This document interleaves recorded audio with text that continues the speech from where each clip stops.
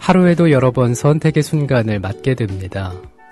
버스가 오는데 뛸까 말까, 마지막 한 숟가락 남았는데 먹을까 말까, 새로 산 옷이 마음에 안 드는데 바꿀까 말까. 선택의 갈림길에 서 있는 사람에게 누군가는 이런 조언을 합니다. 살까 말까 고민스러울 때는 사지 마라. 말할까 말까 망설일 때는 말하지 마라. 하지만 갈까 말까 고민스러울 때는 가라. 줄까 말까 고민스러울 때는 아낌없이 주어라. 씀씀이와 말은 조심스럽게, 도전과 사랑 앞에서는 과감하게, 이런 의미 아닐까요?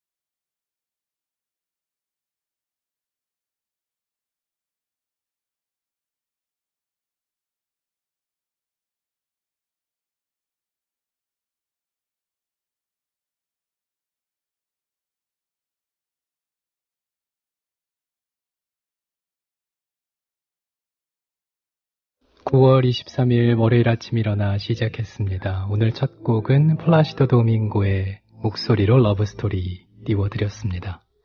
안녕하세요. 아나운서 정승조입니다. 추석 연휴는 잘 보내셨습니까? 고향길에서 국민TV 라디오와 함께 즐거운 시간 되셨는지 모르겠습니다. 저는 추석 연휴 전날이었죠. 특집 방송으로 밤 10시에 문희정 아나운서와 함께 인사를 드렸었는데 그 시간대에 청취자분들 만나 뵙게 돼서 또 반가웠고요. 또 항상 생각하는 거지만 만남은 늘 즐거운 일 같습니다. 오늘도 일어나 가지고 많이 기다렸어요. 이 시간과의 만남도 즐겁기를 바라면서 1시간 동안 알차게 꾸며보겠습니다. 잠시 전하는 말씀 듣고 다시 옵니다. 내 인생의 책갈피. 안녕하세요. 이재정의 70.5의 이재정 변호사입니다. 오늘 제 손안의 한 권의 책은 집 짓는 시인으로 널리 알려져 있죠. 함성호 시인의 철학으로 있는 옛집입니다. 조선의 성리학자들이 건축한 집들을 미학적, 철학적 사유로 쫓아서 옛집 바깥에서 옛집을 마음으로 들여다본 책인데요. 이 책을 넘기시면 고즈넉한 고택에서 사유하고 시를 읽듯 거닐게 되실 겁니다. 한국 철학, 그리고 한국 건축사를 통찰한 맨눈으로 들여다본 우리 시대의 옛집 이야기. 함께 떠나보세요. 국민TV 라디오 일어나 월요일 순서 함께하고 계십니다. 이 시간 여러분의 참여 기다리고 있습니다. 오늘 아침 풍경도 좋고요. 듣고 싶은 노래도 보내주시면 됩니다. 팟빵 게시판 열어놓고 있으니까요. 여기다가 글을 올려주세요. 역사 속 오늘을 알아보고 있습니다. 국민TV 라디오 일어나. 미국의 대표 언론인이라고 할 수 있는 월터 리프먼에 대한 얘기 전해드립니다.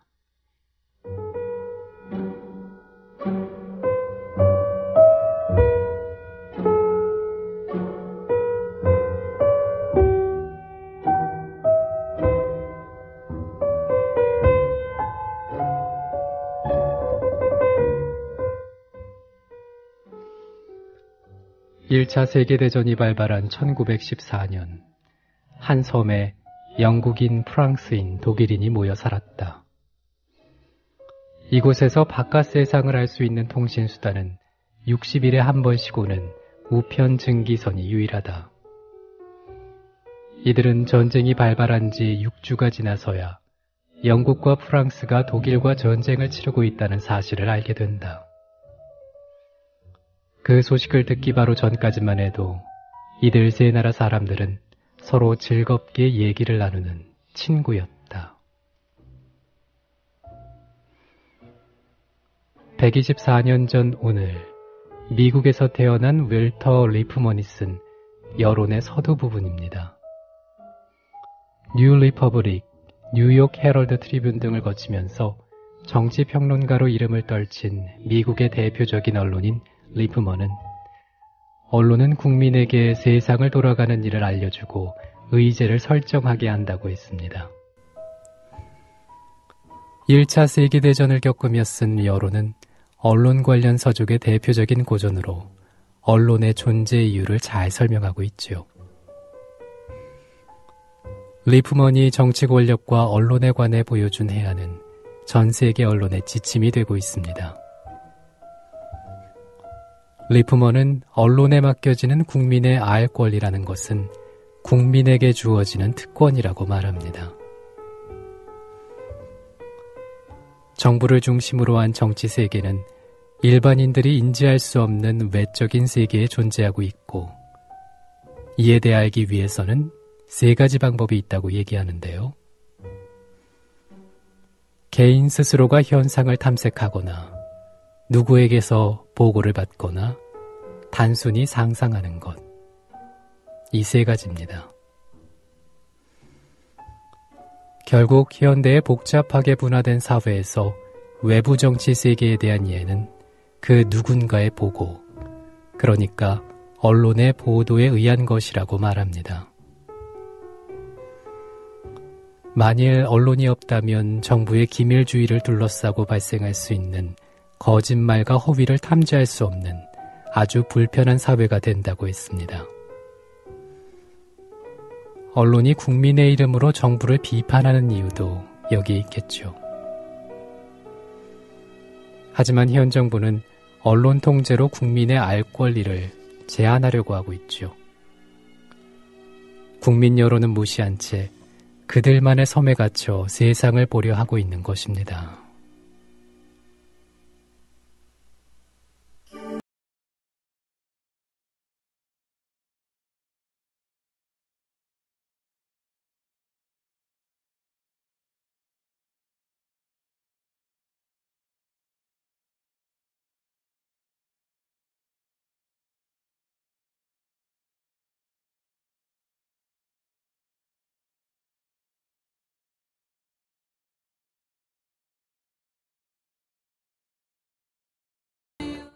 앙드레 가뇽의 모놀로그 들으셨고요. 앞서 함께 하신 곡은 칼 젠킨스의 아디에무스였습니다.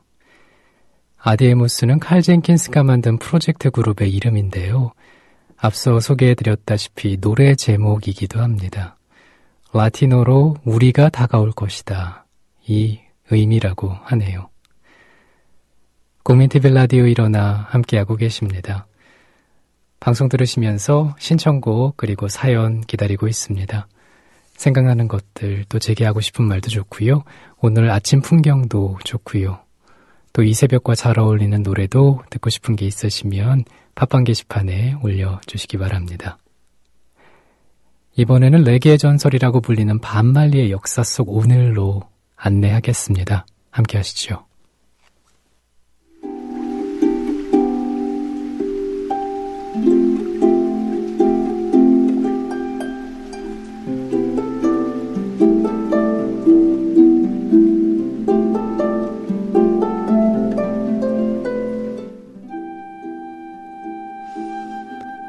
(1980년 9월 23일) 미국 펜실베니아주 피츠버그의 스탠리 극장. 쏟아지는 불빛과 환호 속에 한 남자가 서 있습니다. 전신에 암이 퍼져 있다는 사실을 알고 있었지만 그는 무대에 올랐습니다. 이것이 반말리의 마지막 콘서트였습니다. 2박자와 4박자를 강조한 경쾌한 비트의 레게 음악에 그는 공격적인 노랫말을 실었죠. 서방 세계의 말리는 위험한 아티스트로 알려졌지만 폭정에 시달리는 이들에게 그의 노래는 희망이었습니다. 음악으로서 혁명을 일으킬 수는 없다. 그렇지만 사람들을 깨우치고 선동하고 미래를 듣게는 할 수 있다. 그는 자기 일대기를 집필하는 스티븐 데이비스에게 이렇게 말했습니다. 내가 가진 건 분노가 아니라 진실이다. 진실은 강물처럼 남자를 길들인다. 말리는 중년의 아버지와 10대 흑인 어머니 사이에서 태어났습니다. 고향은 자메이카의 가난한 시골 마을이었는데요. 가족을 돌보는데 관심이 없었던 아버지는 말리가 10살 때 심장마비로 숨졌고 모자는 빈민촌으로 거처를 옮깁니다. 14살 때 학교를 그만두고 대장간에서 일을 시작한 말리는 시간이 날 때마다 친구들과 함께 노래를 만들었습니다. 1963년 말리와 친구들은 웨일러스라는 밴드를 결성합니다. 그는 밴드에서 리더자, 가수, 그리고 작곡가였습니다. 1973년 데뷔 앨범 Catch a Fire를 발표해서 전 세계에 자메이카 토속 레게를 알렸습니다. 1975년작 No Woman No Cry는 지금도 레게 클래식으로 사랑을 받고 있죠.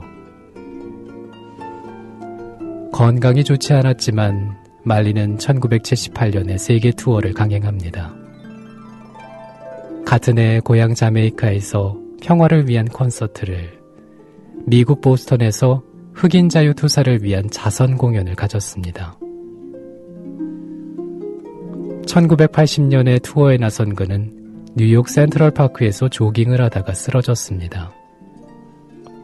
암은 뇌와 폐, 심장까지 퍼져 있었습니다. 그는 피츠버그의 마지막 무대에 섰고 1981년 5월 세상과 작별했습니다.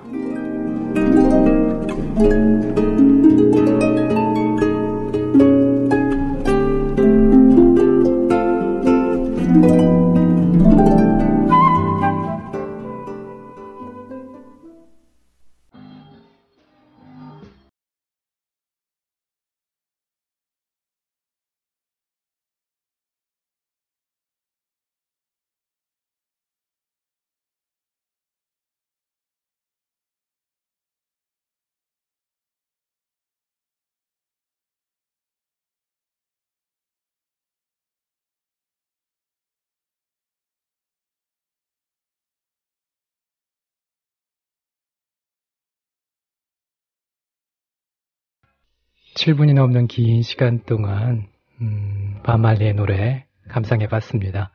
영화 밥 말리 OST 가운데서 No Woman No Cry 전해드렸습니다. 영화 밥 말리는 다큐멘터리 형식으로 만들어졌죠. 따뜻했던 그리고 자유로웠던 밥 말리를 만나볼 수 있는 그런 영화였습니다. 국민TV 라디오 일어나 함께하고 계십니다. 이번에는 1964년 오늘로 떠나볼 텐데요. 파리 오페라 극장의 천장화를 그린 마르크 샤갈의 얘기입니다.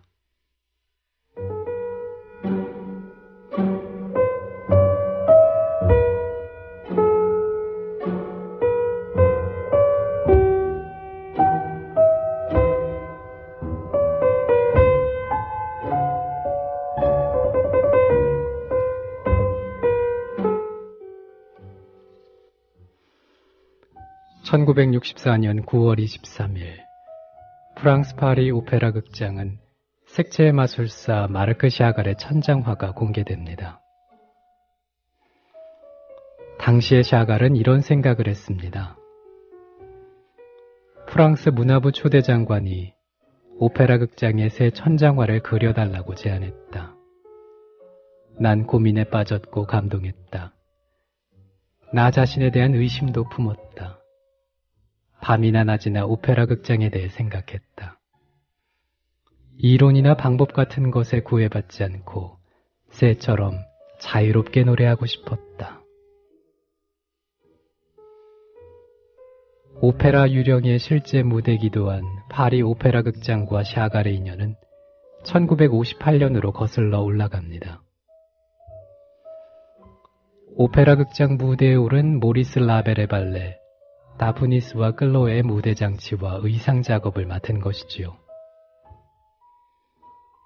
말로는 이 공연에서 샤갈의 작품을 접한 뒤에 극장의 천장화를 의뢰했습니다.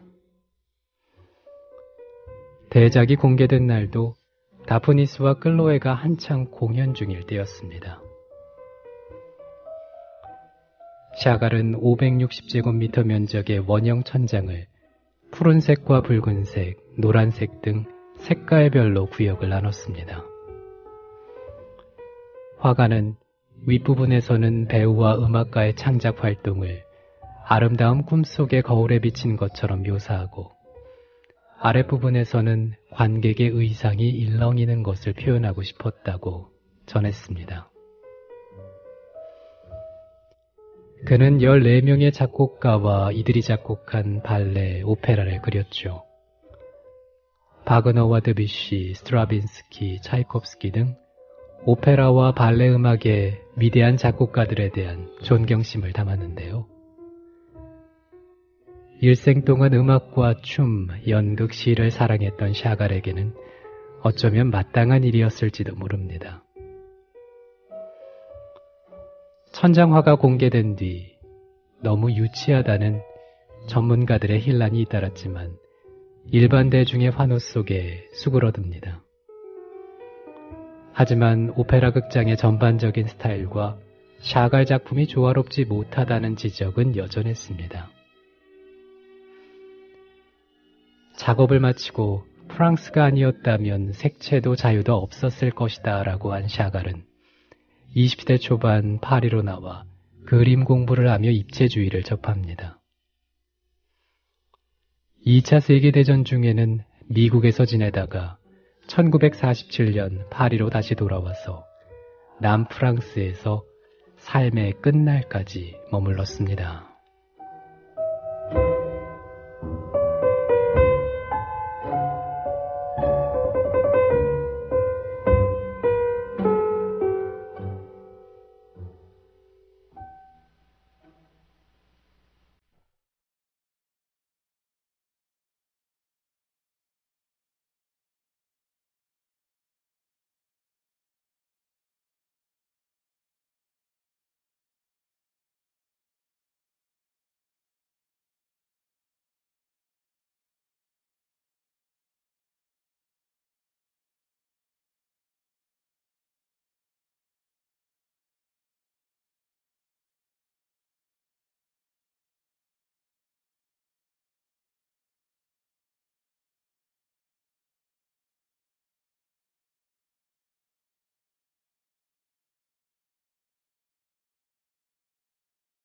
조수미의 목소리로 아베 마리아 들으셨습니다. 아베 마리아는 소프라노 조수미에게 의미 있는 곡일지도 모르겠습니다. 세계 데뷔 20년이 되던 해 파리 공연을 앞두고 있던 조수미가 아버지가 눈을 감으셨다는 비보를 전달받거든요. 어떻게 해야 할지 모르던 와중에 그녀의 어머니는 무엇보다 공연이 우선이라는 말을 하면서 공연을 잘 마쳐야 아버지 또한 행복하실 거다, 이런 얘기를 했다고 합니다. 결국 그녀는 성공리에 공연을 마쳤고요. 마지막 앵콜곡인 아베 마리아를 아버지를 위해 불렀는데요. 소프라노 조수미의 음성으로 아베 마리아 전해드렸습니다. 역사 속 오늘을 알아보고 있습니다. 국민TV 라디오 일어나. 이번에는 1642년 미국 하버드 대학교에 대한 얘기입니다.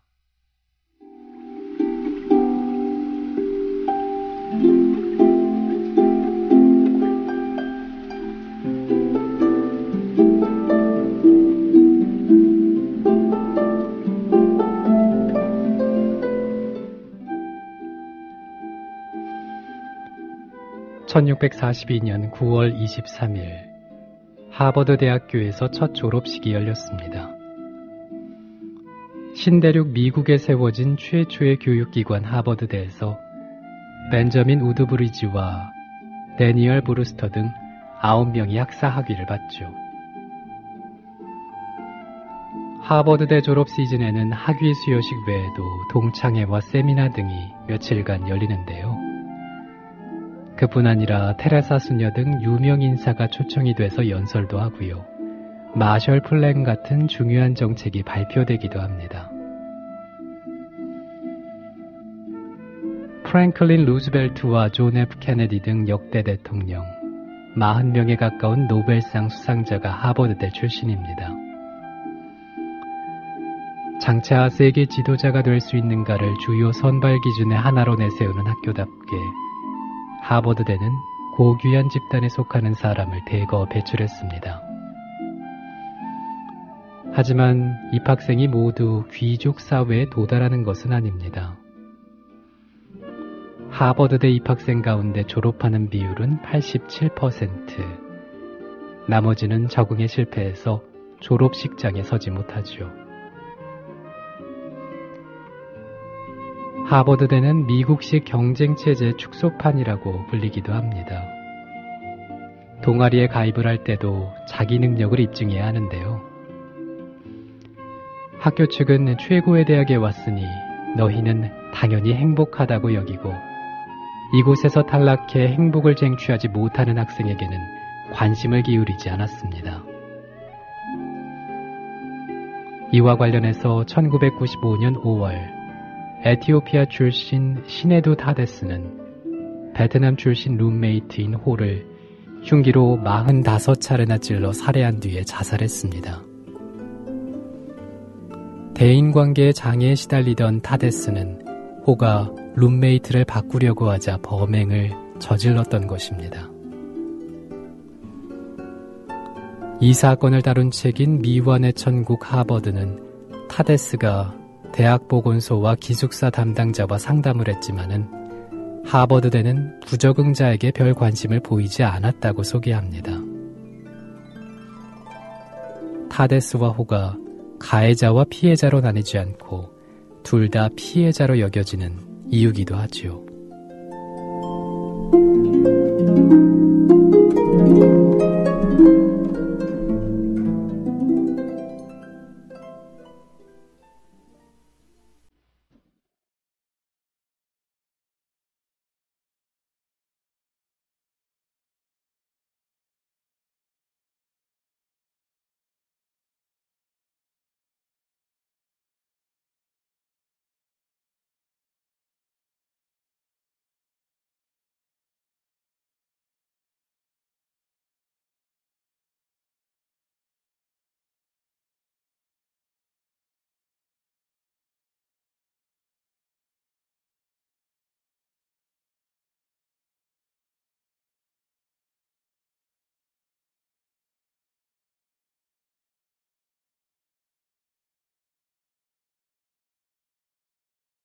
방금 전해드린 곡은 My Heart Will Go On 이 노래지요. 빈소년 합창단의 음성으로 들으셨습니다. 빈소년 합창단은 1948년 오스트리아 합스부르크 왕가에 의해서 설립이 된 소년 성가대입니다. 1차 대전 이후 합스부르크 왕가가 붕괴되면서 민영체제로 전환됐고요. 1924년 재건돼서 오늘날까지 빈 필하모닉 오케스트라와 함께 오스트리아를 대표하는 음악대사로 명성을 누리고 있습니다. 1978년에 처음으로 내한했고요. 세종문화회관 개관기념 초청 공연을 가진 이후 꾸준히 내한 공연을 갖고 있습니다. 합창곡을 한 곡 더 들어보겠습니다. 600년 전통의 영국 킹스 칼리지 합창단의 노래 가운데서 함께 하실 텐데요. 소년 성가대원 16명, 일반 성가대원 14명, 오르간 연주자 2명으로 구성된 그들의 화음 들어보시죠.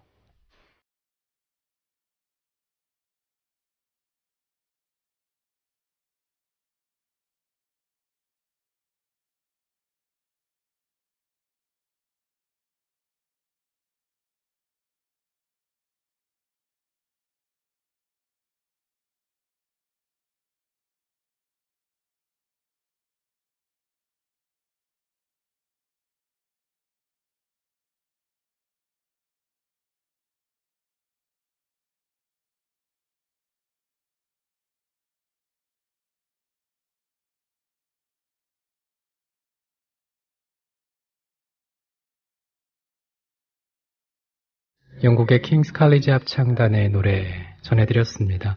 핸델의 오라토리오 메시아, 우리 위해 하나에 나셨네 들으셨습니다. 어떤가요? 그 소년 성가대원, 그리고 일반 성가대원, 또 오르간 연주자로 구성된 이들의 화음이 마음을 좀 편안하게 만들어주지 않나 싶습니다. 이 새벽에 잘 어울리는 곡이 아닐까라는 생각도 해보고요. 또 앞서 전해드렸던 미인소년 합창단의 곡과는 또 다른 느낌이죠. 국민TV 라디오 일어나 월요일 순서 함께하고 계십니다. 고대 이집트인들은 자기가 죽을 때 두 가지 질문을 받게 될 거라고 믿었다고 하더라고요. 첫 번째 질문은 인생에서 기쁨을 찾아냈는가 였고요. 두 번째 질문은 남에게 기쁨을 줬는가 이거였습니다.